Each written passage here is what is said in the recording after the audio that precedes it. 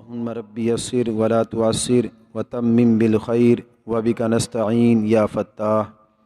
حمد و صلوات کے بعد سامعین و ناظرین محترم، الحمدللہ ثم الحمدللہ، اللہ رب العزت کے فضل و کرم سے ہفتہ وار درس قرآن کے سلسلے میں ہم یہاں پر حاضر ہیں۔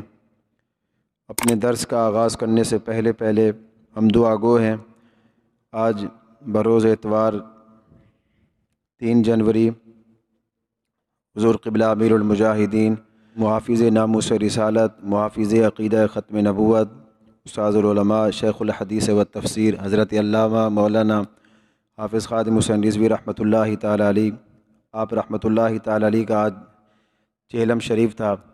اللہ رب العزت آپ رحمۃ اللہ تعالی علیہ کے درجات کو بلند فرمائے، اور اس کے ساتھ ساتھ استاذ العلماء، شیخ الحدیث و تفسیر حضرت علامہ مولانا مفتی غلام نبی فخری صاحب رحمۃ اللہ تعالی علیہ، چند دن پہلے ان کا وصال ہوا، ان کے لیے بھی دعا گو ہیں۔ اللہ رب العزت آپ رحمۃ اللہ تعالی علیہ کے درجات کو بلند فرمائے۔ سامعین محترم، الحمدللہ ثم الحمدللہ، سورۃ الفاتحہ الحمدللہ ہماری مکمل ہوئی۔ سورۃ الفاتحہ کی تفسیر، اس کی تشریح ہم نے الحمدللہ پڑھی۔ اللہ رب العزت ہمیں اسے یاد رکھنے اور اس پر عمل پیرا ہونے کی توفیق عطا فرمائے۔ سورۃ الفاتحہ کے بعد سورۃ البقرہ قرآن مجید کی سب سے بڑی سورت ہے۔ آج کے درس میں ہم سورہ بقرہ کا اجمالی تعارف پڑھتے ہیں کہ سورہ بقرہ کے اندر اللہ رب العزت نے کون کون سے مضامین جو ہے اس سورت کے اندر ارشاد فرمائے، کن کن باتوں کے متعلق اس سورت کے اندر احکامات نازل کیے گئے۔ سورہ بقرہ کا ایک اجمالی تعارف آج کے درس میں ہم پڑھتے ہیں۔ سورۃ البقرہ قرآن مجید کی سب سے بڑی سورت ہے، سب سے طویل سورت ہے، یہ مدنی سورت ہے۔ علامہ واحدی نیشا پوری رحمۃ اللہ تعالی علیہ یہ لکھتے ہیں، حضرت اکرمہ رضی اللہ تعالیٰ عنہ یہ فرماتے ہیں کہ مدینہ المنورہ میں جو سورت سب سے پہلے نازل ہوئی وہ سورۃ البقرہ نازل ہوئی۔ مدینہ المنورہ میں نازل ہونے والی تمام صورتیں، اس کے اندر مسلمانوں کے انفرادی مسائل، اجتماعی مسائل، نظام حیات، عبادات، سیاسیات، معاشیات، اقتصادیات اور عمرانیات کے اصول اور احکام بیان کیے گئے۔ جتنی بھی صورتیں مدینہ المنورہ میں نازل ہوئیں ان سب کے اندر ان باتوں کا ذکر جو ہے وہ موجود ہے۔ اس کے برخلاف جو صورتیں مکہ المکرمہ میں نازل ہوئیں ان کے اندر صرف اور صرف اعتقادیات اور اخلاقیات پر زیادہ تر زور دیا گیا، کیونکہ اس کی وجہ یہ ہے مدینہ المنورہ کے اندر مسلمانوں کی اپنی ایک ریاست قائم ہو چکی تھی، اور اس ریاست کے نظام کو چلانے کے لیے، نظام مملکت کو چلانے کے لیے جن اصول اور قواعد کی ضرورت ہوتی ہے، اور مسلمانوں کی تمدنی زندگی کی فوز و فلاح اور عبادات کے اجتماعی نظام کے لیے جن ہدایات کی ضرورت پڑتی ہے، وہ سب کے سب ان مدنی صورتوں کے اندر اللہ رب العزت نے ارشاد فرمائے۔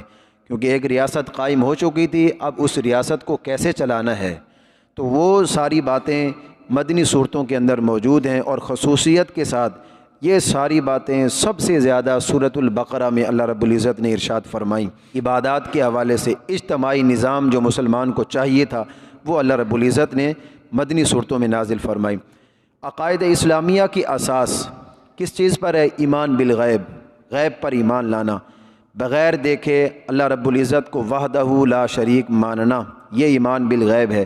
اس کے تمام رسولوں پر ایمان لانا، تمام آسمانی کتابوں پر ایمان لانا، جزا اور سزا کا اقرار کرنا، اعمال صالحہ کے اندر ہمہ گیر اور ہمہ جہت عبادت نماز کو قائم کرنا، اور طبقاتی منافرات کا سبب، طبقاتی طبقوں کے درمیان جو ہم فرق سمجھتے ہیں، ہم امیر ہیں ہم غریب ہیں، اس فرق کو ختم کرنے کے لیے اہم عبادت جو ہمیں دی گئی وہ زکوٰۃ کی صورت میں دی گئی۔ اسی طرح اس لیے سورۃ البقرہ کے اندر ایمان بالغیب یہ بھی موجود ہے، اور اسی طرح نماز کو قائم کرنا، زکوٰۃ ادا کرنا، ان تمام باتوں کی تفصیلات یہ بھی سورۃ البقرہ کے اندر اللہ رب العزت نے ارشاد فرمائی۔ پھر آگے چل کر اس سورت کے اندر شریعت اسلامیہ کو وضاحت کے ساتھ اللہ رب العزت نے ارشاد فرمایا کہ اسلام، یہ شریعت، یہ دین، اس دین کو وضاحت کے ساتھ بیان کیا گیا، اور عبادات اور معاملات کی تفصیل بیان کی گئی کہ عبادات کون سی ہیں، کیسے کرنی ہیں، معاملات، زندگی کے معاملات، یہ ساری باتیں اسی صورت کے اندر موجود ہیں۔ مثلا نماز کو قائم کرنے کا حکم بھی اسی صورت کے اندر دیا گیا، زکوٰۃ ادا کرنے کا حکم بھی اسی صورت میں دیا گیا۔ اس کے علاوہ بہت سارے معاملات، جو بڑے بڑے معاملات ہیں، وہ اسی صورت کے اندر ارشاد فرمائے۔ مثال کے طور پر قبلے کا تبدیل ہونا، یہ بھی اسی صورت کے اندر اس کا ذکر آیا۔ توحید پر دلائل دیے گئے اس صورت کے اندر۔ رمضان المبارک کے روزے صورت کے اندر اللہ رب العزت نے ارشاد فرمایا کہ تم پر رمضان کے روزے فرض ہیں۔ اسی طرح بیت اللہ کا حج، اس کا ذکر بھی اسی صورت کے اندر آیا۔ جہاد فی سبیل اللہ، اللہ کے راستے میں جہاد کرنے کا حکم اللہ رب العزت نے اسی صورت کے اندر دیا۔ اللہ کی راہ میں خرچ کرنے کا حکم وہ بھی اسی صورت کے اندر آیا۔ والدین، رشتہ دار، قریبی رشتہ دار، ان کے حقوق، زکوٰۃ اور صدقات کن لوگوں کو دیے جائیں، وہ لوگ کون سے ہیں، وہ بھی اسی صورت کے اندر اللہ رب العزت نے ارشاد فرمائے۔ یتیموں کی کفالت کے بارے میں حکم آیا۔ عائلی زندگی کے اصول بھی اللہ رب العزت نے اسی صورت کے اندر ارشاد فرمائے۔ احکام کے اندر مثلا نکاح کے احکام اسی صورت کے اندر اللہ رب العزت نے ارشاد فرمائے۔ طلاق کے مسائل، رضاعت کے مسائل، عدت کے مسائل، ایلا ایک مسئلہ، اس کو بھی اللہ رب العزت نے اسی صورت کے اندر ارشاد فرمایا۔ قسم کھانے کا شرعی حکم وہ بھی اسی صورت کے اندر آیا۔ جادو کا حرام ہونا وہ بھی اسی صورت کے اندر اللہ رب العزت نے ارشاد فرمایا۔ قتل ناحق کی ممانعت، اللہ نے منع فرما دیا کہ کسی مسلمان کو ناحق قتل نہیں کرنا، اسی صورت کے اندر حکم آیا۔ قاتل پر قصاص کو واجب کرنا، جو کسی مسلمان کو ناحق قتل کرے تو اب اس پر قصاص ہے، اس کی تفصیل بھی اسی صورت کے اندر آئی۔ ناجائز طریقوں سے لوگوں کا مال کھانا، اس کی ممانعت بھی اسی صورت کے اندر آئی۔ شراب، جوا، سود، ان تمام باتوں کی حرمت اسی صورت کے اندر اللہ رب العزت نے ارشاد فرمائی۔ ایام حیض کے اندر عمل ازدواج کی ممانعت بھی اسی صورت میں آئی۔ عورتوں سے عمل معکوس کرنے کی تحریم کو اللہ رب العزت نے اسی صورت کے اندر ارشاد فرمایا۔ اسی صورت میں ایک آیت ایسی ہے کہ جس کے اندر اللہ رب العزت کی ذات، اس کی وحدت اور اس کی اہم صفات کا بیان ہے، اور وہ آیت آیت الکرسی ہے، وہ اسی صورت کے اندر وہ موجود ہے۔ آیت الکرسی جس کے اندر اللہ کی ذات کا ذکر موجود ہے، اللہ کی وحدت، اللہ کی اہم صفات کا اس کے اندر بیان ہے۔ اسی صورت میں ایک آیت ایسی بھی ہے کہ جو قرآن مجید کی سب سے طویل آیت ہے۔ یہ صورت بھی قرآن کی سب سے بڑی آیت، اسی صورت کے اندر ایک ایسی آیت ہے جو قرآن کی سب سے بڑی آیت ہے۔ اس آیت کو آیت مداینہ کہتے ہیں۔ اس آیت میں قرض دینے، قرض کو لکھنے، کاروباری معاملات میں مردوں اور عورتوں کو گواہ بنانے، رہن رکھنے، امانت ادا کرنے، گواہی چھپانے کی ممانعت کو بیان کیا گیا۔ یعنی زندگی کے تمام تر معاملات، زندگی کے تمام معاملات کو اللہ رب العزت نے اسی صورت کے اندر ارشاد فرمایا۔ قرآن کے اندر کیا نہیں ہے، اور اسی صورت کے اندر ایک ایسی آیت موجود ہے جو قرآن مجید کی سب سے آخر میں نازل ہونے والی آیت ہے۔ جو سب سے آخر میں آیت نازل ہوئی وہ آیت بھی اسی صورت کے اندر موجود ہے۔ اللہ فرماتا ہے واتقوا یوما ترجعون فیہ الی اللہ، یہ قرآن کی نزول کے اعتبار سے سب سے آخری آیت ہے۔ اللہ فرماتا ہے اور اس دن سے ڈرو، اس دن کو یاد کرو، اس دن سے ڈرو کہ جس میں تم سب نے اللہ کی طرف لوٹ کر جانا ہے۔ ثم توفی کل نفس ما کسبت وہم لا یظلمون، اللہ فرماتا ہے پھر اللہ ہر شخص کے کیے ہوئے عمل کا بدلہ اسے پورا پورا دے گا۔ جو بھی عمل کر کے آئے گا، جس طرح کا عمل کر کے آئے گا، اللہ ہر انسان کو اس کے کیے ہوئے عمل کا پورا پورا بدلہ دے گا۔ وہم لا یظلمون، اور اللہ فرماتا ہے کسی پر بھی ظلم نہیں کیا جائے گا، ایک ذرہ کے برابر بھی کسی پر ظلم نہیں کیا جائے گا۔ جو کچھ عمل کر کے لائے گا اس کا پورا پورا بدلہ دیا جائے گا۔ اچھا کر کے لائے گا تو اس کا بدلہ اچھا دیا جائے گا، برائی کر کے لائے گا تو اس کا بدلہ پھر برائی کی صورت میں انسان کے سامنے ہوگا۔ مکہ المکرمہ کے اندر مسلمانوں کے مقابلے میں صرف مشرکین تھے۔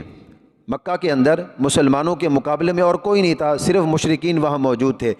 اس لیے جو مکی صورتیں ہیں ان کے اندر صرف توحید اور آخرت پر ایمان لانے پر زیادہ زور دیا گیا، کیونکہ وہاں صرف مشرکین تھے، تو مشرکین کو یہی بات بتانی تھی کہ اللہ ایک ہے، شرک نہ کرو، اللہ کی طرف آؤ، تم سب نے ایک دن چلے جانا ہے۔ توحید اور اسی طرح قیامت کے دن پر ایمان لانے پر سب سے زیادہ زور دیا گیا مکی صورتوں کے اندر۔ اب مدینہ میں پہنچ کر جب اسلام مدینہ میں پھیلا، اسلام مدینہ میں شروع ہوا، تو جب مدینہ کے اندر پہنچ کر مختلف قبیلے کے لوگوں نے اسلام کو قبول کیا، مختلف قبیلے کے لوگ اسلام میں داخل ہوئے، انصار کی وجہ سے مدینہ میں مسلمانوں کی ایک ریاست قائم ہو گئی۔ تو اللہ رب العزت نے قانون، سیاست، معیشت، معاشرت اور تمدن اور ثقافت کے متعلق بھی اصول اور ہدایات اسی صورت میں نازل فرمائے۔ یہاں مسلمانوں کا مقابلہ صرف مشرکین سے نہیں تھا، مکہ میں صرف مشرکین سے مقابلہ تھا، مدینہ میں پہنچ کر مسلمانوں کا مقابلہ یہودیوں سے تھا، منافقوں سے تھا۔ یہاں ایک ریاست کیونکہ قائم ہو چکی تھی، اب اس ریاست کے اندر یہودی بھی تھے، منافق بھی تھے، تو یہاں مسلمانوں کا مقابلہ بہت سارے قبائل کے ساتھ تھا۔ جناب حضرت موسیٰ علیہ نبی جنا کو گزرے ہوئے تقریباً 19 صدیاں گزر چکی تھیں، 19 صدیاں بیت چکی تھیں، پھر جا کے مدینہ میں جو ہے وہ اسلام کی ایک نئی شمع روشن ہوئی۔ یہودی یہاں موجود تھے، موسیٰ علیہ نبی جنا کو 19 صدیاں جو ہے وہ آپ کے دور اقدس کو گزر چکیں۔ اس عرصے میں یہودیوں نے جناب حضرت موسیٰ علیہ نبی جنا کی تعلیم اور تورات کو بالکل مسخ کر کے رکھ دیا تھا، بالکل تبدیل کر کے رکھ دیا تھا۔ حضرت موسیٰ علیہ السلام کی تعلیم کو بھی تبدیل کر دیا، جو آپ کتاب لے کر آئے تورات شریف، اس کو بھی تبدیل کر کے رکھ دیا، اور تورات کے اندر انہوں نے لفظی اور معنوی اعتبار سے بہت زیادہ تعریف کی۔ اپنی مرضی کے مسائل انہوں نے رہنے دیے، جو ان کے خلاف مسائل تھے ان کو نکال لیا، اس کے اندر بہت زیادہ انہوں نے تعریف کی۔ مدینہ المنورہ میں یہودیوں کے علاوہ منافقین بھی رہتے تھے، اور یہ منافقین کئی قسم کے تھے، ایک قسم کا منافق نہیں تھا، وہاں کئی قسم کے منافقین تھے۔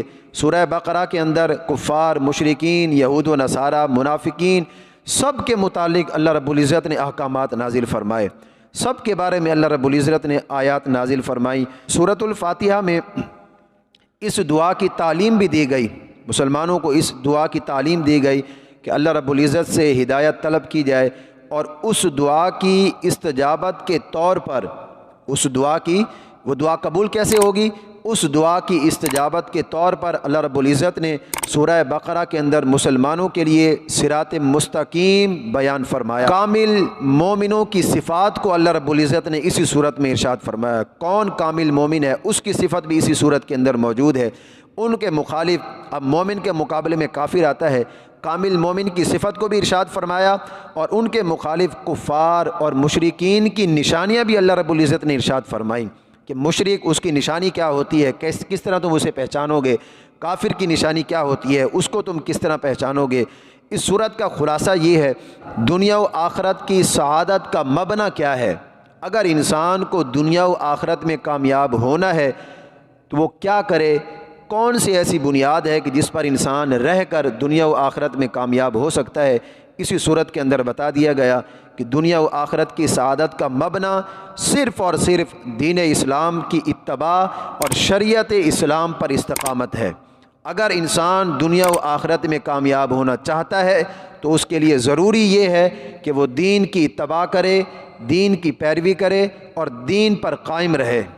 اسی صورت میں انسان دنیا میں بھی کامیاب ہو سکتا ہے اور آخرت میں بھی اسی کے لیے کامیابی ہے۔ اس صورت کا اختتام اللہ رب العزت سے اس دعا پر ہے کہ اللہ رب العزت وہ مشکل اور دشوار احکام ہم سے اٹھا لے، اور کفار کے مقابلے میں اللہ رب العزت ہماری مدد فرمائے، ہمیں اللہ رب العزت فتح اور نصرت عطا فرمائے، اور اپنے فضل اور احسان سے اللہ رب العزت ہمیں ایمان اور اسلام پر ثابت قدم رکھے۔ اس صورت کے سب سے آخر میں یہ دعا ہے، جو آخری آیات ہیں اس صورت کی، وہ اس دعا پر ہیں کہ اللہ رب العزت ہم سے مشکل اور جناب والا دشوار احکام جس کو ہم برداشت نہیں کر سکتے وہ اللہ ہم سے اٹھا لے، اور جب ہم کفار کے مقابلے میں جائیں تو اللہ ہماری مدد فرمائے، اللہ ہمیں فتح عطا فرمائے، اور اللہ اپنے فضل اور احسان سے ہمیں ایمان بھی عطا فرمائے، اور اسلام پر اللہ رب العزت ہمیں ثابت قدم بھی رکھے، ہم اسی اسلام پر، اسی دین پر قائم رہیں۔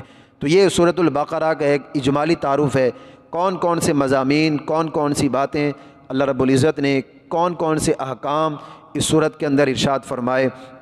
ہر ایک بات کا ذکر قرآن کے اندر موجود ہے، انسان کس طرح زندگی گزارے، سیاست کس طرح کرنی ہے، ملک کس طرح چلانا ہے، ایک جناب والا ایک معاشرہ کس طرح قائم کرنا ہے، ایک گھر کو کس طرح چلانا ہے، ایک دوسروں کے ساتھ کس طرح رہنا ہے، کافروں کے ساتھ کس طرح رہنا ہے، مسلمانوں کے ساتھ کس طرح رہنا ہے، کاروبار کس طرح کرنا ہے، حلال روزی کیسے کمانی ہے، ایک ایک حکم قرآن مجید فرقان حمید کے اندر ارشاد فرمایا ہے۔ ان تمام باتوں کا ہمیں اسی وقت پتہ چلے گا کہ جب ہم قرآن کو پڑھیں گے، قرآن کو سمجھیں گے، قرآن کی تعلیمات کو سمجھ کر اس پر عمل کرنے کی کوشش کریں گے۔